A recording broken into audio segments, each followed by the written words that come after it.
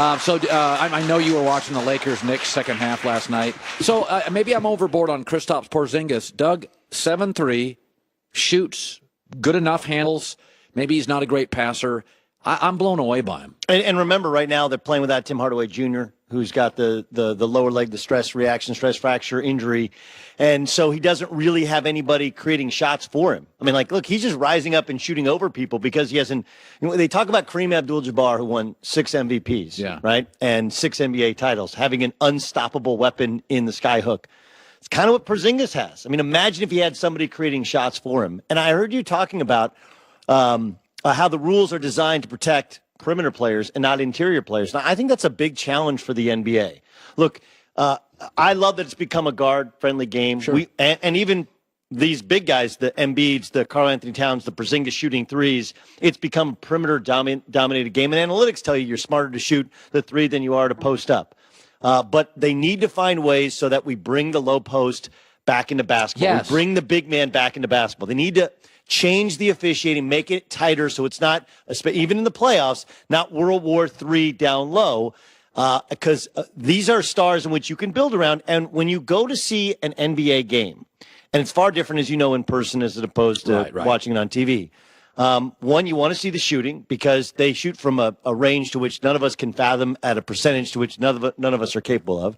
You want to see the athleticism, the Michael Jordan taking flight. We have some of that. But you also want to see these giants play. Yes. And we're taking them out of the game based upon how hard it is to score in the low post because the physicality of the game. This is no different than what the NFL has done with the running back. Okay, have not changed any of the rules inside the tackles, and that's why running backs, Le'Veon Bell's great, best running back in the game. He has to catch it out of the backfield. They had to find other uses for him because between the tackles, it's more difficult than it used to be, as opposed to can't touch the quarterback, can't touch the wide receivers. They need to change the officiating over the next couple of years so it's more advantageous to throw it to a big guy in the low post. I'll tell you something. When I see Porzingis, you want to know who I see? Now, not identical. I see some Durant. But he's a more physically imposing Durant. Yeah, it's more Dirk than Durant. But right? Dirk's really finessey. Porzingis has got an angry streak. No question. He's got a little nasty side. He gets social media. He gets New York. Guys like playing with him. Look, they've struggled in terms of what he's not a particularly good defender. He can block shots, but he's not truly a rim protector. Right. So there are flaws there. Yeah. But no, look, New York has found its star.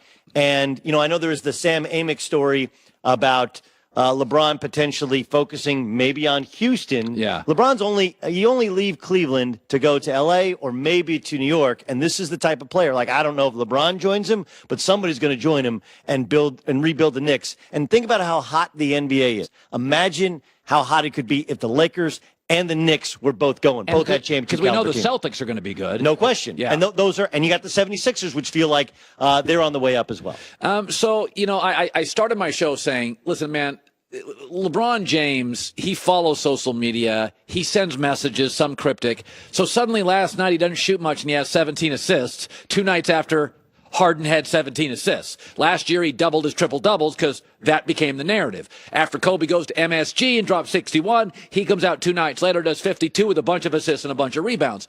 He's always been sending messages. Last night, I think he pays attention to others. Do you? Absolutely. And the more he says he doesn't, the more we know that he absolutely does, right? Here's one other point that I don't know if enough people have made. How much better is the product of the NBA this year because they're giving guys more rest? It took them 30 years to figure out, hey, if we had less back-to-backs and we extended the season and gave them more days off. I don't want to go back too much further, but we did talk about the Lakers and the Knicks. Lakers were in New York for 2 nights, so they're rested. That was a good game. Those are 2 maybe playoff team. I mean, the Lakers are not a playoff team. Right. The Knicks are probably maybe a playoff team. That was good basketball. Oh, God, the last hour was Goulet. I'm texting Goulet. I'm like, are you watching this Lakers-Knicks game? It's great. No, I mean, look, the Knicks have found their point guard of the future, and, of course, they have their star of the future, and the Lakers looked like the best version.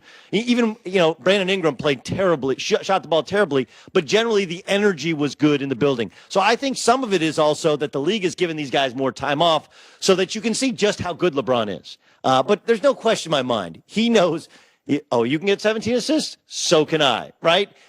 Whatever people think I can't do, I'm going to prove to you. And he's absolutely aware of both social media and regular media that he sits around and watches in his hotel room or at his house. Okay, Lonzo, but listen, I totally get that there's people rooting against Lonzo in the media and stuff, or just like fans because LeVar's a loudmouth and not likable. Totally get it. I totally get it. And by the way, Lonzo was pretty clunky in his first month, and there was part of me going, ugh. But I'm watching him develop here, and I'm watching this road trip, and my takeaway is he's not going to be a bust. Listen, man, got to work on his shot, needs to be a little stronger. I can send you to a gym and a weight room for 12 months and improve those. He's not uncoachable. He's not a jerk. He doesn't have off the court. There's no drug issues. He's not injury prone. I mean, to me, here's the 5 signs of a bust, Doug. Are you cocky, lazy, injury prone, uncoachable off court? No. It's going to work, right? Yeah, I would substitute entitled for cocky or whatever. Okay. But I understand he is not an entitled kid, right? He did not, though his brothers now have Lamborghinis and Ferraris. His brothers could be. They're different, right? It was different when Lonzo came up. It's back in my day, if you will. Yes, we've gone through. He has to improve his finishing package, his body. He's got to change his shot. He has to change his mentality of when to attack and not to be so passive. All those things. The best part about last night was he rose his level. Frank Ntilikina gave it to him a little bit in the first half and in the fourth quarter. Third quarter, he caught this alley-oop. Then all of a sudden, he's like, I'm at Madison Square Garden. Comes down, hits a couple of threes, starts dropping dimes himself. He raised his level because of playing at Madison Square Garden, Spike Lee, his dad, courtside. And now, of course, they take on the Cleveland Cavaliers, where he'll be challenged yet again. So I do think there's a competitive fire within him. He's not lazy, but he doesn't truly yet know how to work hard. Like, that's one thing that I think he said several times, hey, I'm a gamer. That's great. Okay. But none of these guys that are gamers have ever just shown up and done it. Michael Jordan, every day, Breakfast Club, working on his game, working on his body. Kobe Bryant, nobody worked harder. So he has to learn how to really, really dig in and work. But I agree with you. He is far closer to a star than he is a bust. Doesn't mean he'll be a star. Yeah. But he does not check any of those boxes or the entitlement box. But I think you bring up something very interesting that his brothers are totally entitled. But his brothers are growing up with fame and some wealth. And look, LeVar has become a circus. LeVar has become a caricature of who he was. But LeVar wasn't like this when LeVar was coaching him. Look, LeVar did him no favors in terms of the things he said. And frankly, LeVar didn't really prepare him for the NBA because he didn't play pick and roll. They didn't play legitimate defense. He didn't challenge him. He wanted him to be unselfish, but he's unselfish to a fault. So LeVar really didn't prepare him for the NBA. But if you think that LeVar Ball 3 years ago when he was coaching him in AAU was LeVar Ball now, you don't know the real story. So I'm driving home 2 weeks ago, and a guy gives me the bird. Because he was a motorcycle driver. And I was like, I'm a safe driver. Couldn't tell you the last time I had a ticket, but apparently I moved into a lane. I couldn't see the motorcycle. They come up quick, especially in LA traffic where they can zoom in between. So I'm in this part of town, and all of a sudden I blink and I move over, and a guy gives me a bird, and I'm like, whoa.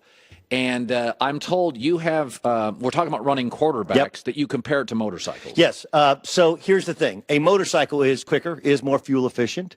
Frankly, is more fun, and some women think sexier, right? Yeah. It's kind of cool, right? Like, I'm not a big Tom Cruise guy, but Tom Cruise on a motorcycle in Top Gun, like, I would hop on the back. Really? Yeah, it's a motorcycle. Like, every guy has been like that. Like, that's why guys who get to their 40s and 50s get a convertible Porsche, because they can't talk their wife into letting them get a motorcycle. They know a motorcycle's not smart, right? Here's the thing with a motorcycle. There is no barrier between you and the pavement, right? The likelihood of something going wrong, and sometimes it's not even the motorcycle's fault. It's Colin Cowherd's fault. You're on your phone, you switch lane. Oh my God, I didn't even see it, right? And if something goes wrong on a motorcycle, you're going to end up in the hospital, or you may end up, in the morgue. Whereas in your car, we have designed automobiles that are so much safer than ever before. Right. Airbags, not just in front, but on the side. Everybody has to wear a seatbelt. And the construct of the car, they're made far smarter. That's the same thing with quarterbacks. A running quarterback or running out of the pocket is no different than hopping on a motorcycle. It doesn't mean that you're going to die or that you're going to, in this case, hurt yourself, but we can't protect you. Whereas when you're in the pocket, and I know Brady's torn his ACL, I know that Joe Flacco